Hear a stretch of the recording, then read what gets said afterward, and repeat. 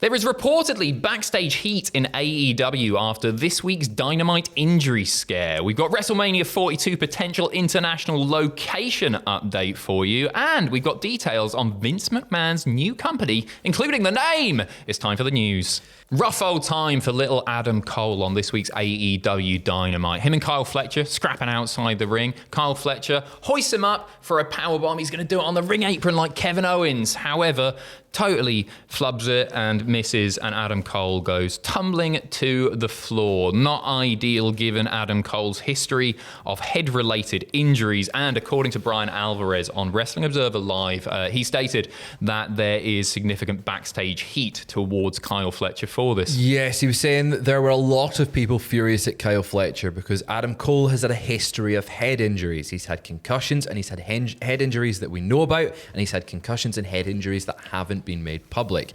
There has been other times where Adam Cole hasn't been on TV because he's had an head injury and it's just never come out. There were a lot of people very unhappy with Kyle Fletcher.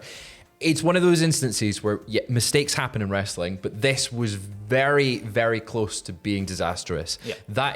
It's the hardest part of the ring. We hear it so often, and it genuinely is a very hard part of the ring, and that is not very good when your head hits it. I didn't mean to laugh. Expert analysis. Thank you. Yeah, for sure. It couldn't have happened to a worse guy, could it? It could have been so much worse. And it just goes to show that literally, like, Adam Cole got very, very lucky. Yeah. And by association, Kyle Fletcher got very, very lucky that Adam Cole wasn't seriously hurt. They continued on with the match for like 5 or 6 minutes. Then there was a post-match beatdown or anything. Mm-hmm. But literally, the window for disaster is just a few inches, isn't it? Minuscule. Yeah, minuscule amount, like a foot closer. A really bad night for Adam Cole.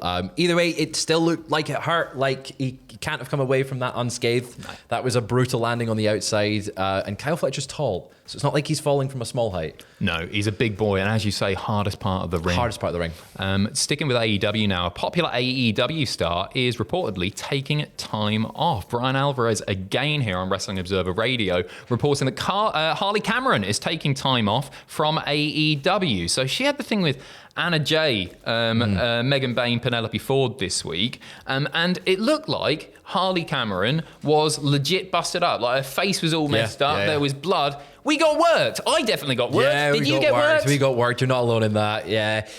She's fantastic. The fact that she worked us, I'm happy about that. Oh, absolutely lovely delighted. Stuff. What an actor she is. Great. One of the best in AEW for entertainment purposes right now. And it is a shame she's taking some time off because she will be missed on TV. She deserves some time off. Hopefully not injury related, but it clearly isn't off of this one. Yeah, for sure. I saw somebody describe her a few weeks ago as the R-Truth of AEW because she injects those comedic elements into whatever she does. Yeah. And she's just a joy to watch consistently. She never lets you down. No, yeah, absolutely. And you know you're always going to have fun when she's on screen. Yep. And she's maximizing her minutes on screen. Every single minute she's entertaining. But like, she does all this funny stuff, but when she needs to switch it on and get serious, she nails that as well. I'll miss seeing her on TV. Yeah, I think she will be missed, and I hope that when she comes back, she will get a really renewed push that sort of brings her back up the card a little bit more, rather than, because she was getting that big mid-card push, and then she just sort of moved into the background, just always on screen but entertaining.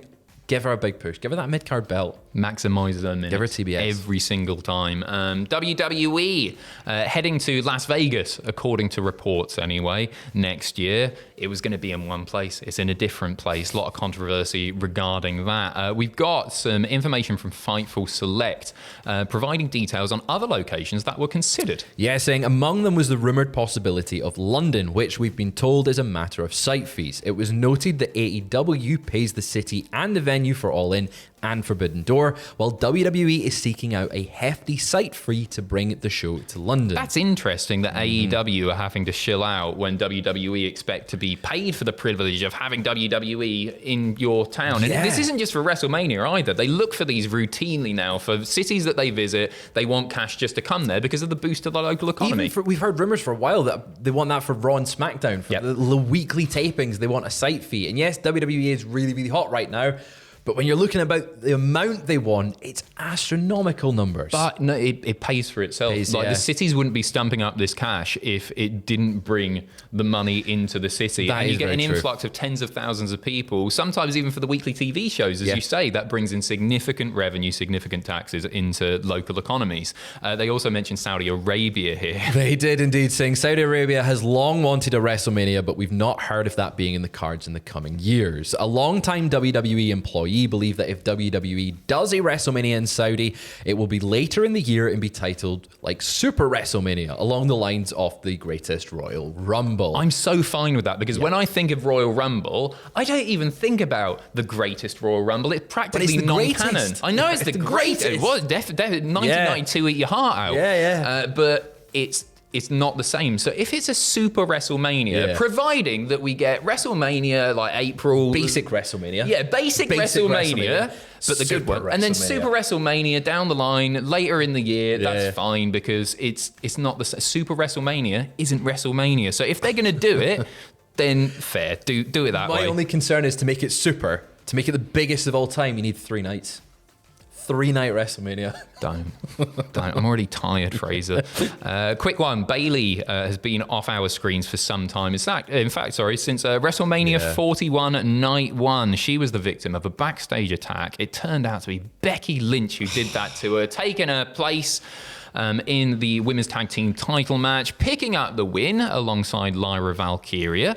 And then the next night, they drop the titles, Becky turns heel, and that's where we're at now. Yeah. Becky has been, I think, you know what, I'm not a massive fan of Becky Lynch as a heel, or at least the recent run. I think she's just a far better babyface. I think she's been there long enough and she's so respected that you just want to cheer her, but it's sort of grown on me. As for Bayley, I miss Bayley, and it looks like she's going to be back sooner rather than later. She recently stated it was comeback season, and then she has put a tweet out sharing an image of her boots in the corner of a training ring. So she's getting ready, she's getting ramped up to, I think, go for what is going to turn out to be Becky Lynch's mid-card belt. I think that's where they're going with this. Till SummerSlam, we're going to get Becky versus Bayley in a very highly featured match. Maybe a triple threat to keep Lyra in that picture, because if you're trying to elevate her through this Becky feud, you kind of want to keep her in the mix when Bayley comes back. Just gutted that Bayley has missed WrestleMania. Obviously, she knew it was coming. It was a part of the storyline. But she's such a featured talent, someone that should be highly featured at WrestleMania, and she missed it. Deserves the time off, though. Absolutely deserved the time She's been sunning it up. I've seen videos. I've watched them countless times. Her on a boat alongside the other WWE superstars. Yeah. Well worth tracking down. We finish off with a bit of an update to Vince McMahon's future plans. WrestleNomics reporting that Vince McMahon registered a holdings investment and management limited liability company last year for a company called 14th and 1st? One of the two. So it relates to Vince's father's Capital Wrestling Corporation, which was located on the corner of 14th and 1st Streets in Washington, D.C. Or I. That's an I. No. It's very confusing. Not if you're an American. Americans, fill us in here. We've got a few more details from Brad Bloom. People have tracked down his LinkedIn page and found out that he is going to be the president of the new company. Obviously, Brad Bloom working for a long time very closely with Vince McMahon. His LinkedIn describes it as... 14th and I is a private investment firm focused on the sports, media, and entertainment sectors. We are a disciplined, flexible, long-term capital and strategic partner, primarily targeting buyout/majority deals, as well as selective growth-orientated minority investments. We seek to partner with and empower exceptional management teams, providing deep expertise, capability, and relationships to help drive significant long-term value. That is corporate jargon. That is chat GPT. That is AI written. That is so LinkedIn wanky. I don't understand a word of it, Fraser. What does it mean? Shall we break it down? The one interesting thing that I can take away from this LinkedIn nonsense is the fact that they are looking at buyouts and majority deals as well as selective growth oriented minority investments. So they're looking at potentially purchasing either outright or stakes within existing properties. Yes. Don't expect Vince McMahon to be getting back into the pro wrestling sports entertainment game. They mention their sports media entertainment sectors, but it's long been reported that Vince isn't looking to try out in wrestling again. This is going to be other things, but within sports and within entertainment. So we'll keep you updated on that also. And please let us know what 14th and 1st or 14th and I. It says I. It says I there. I looked at the trademark file in this morning. It says I. 14th and I. But what, a street named I? Who knows? It's Washington, D.C. Cheers for watching. Tomorrow, we've got a whole documentary about Kevin Dunn. Kevin Dunn Behind the Curtain. It's a brilliant Sam Driver fronted documentary that goes on the channel tomorrow. Take care of yourselves. Have a good weekend, and we will see you in a bit. I? First.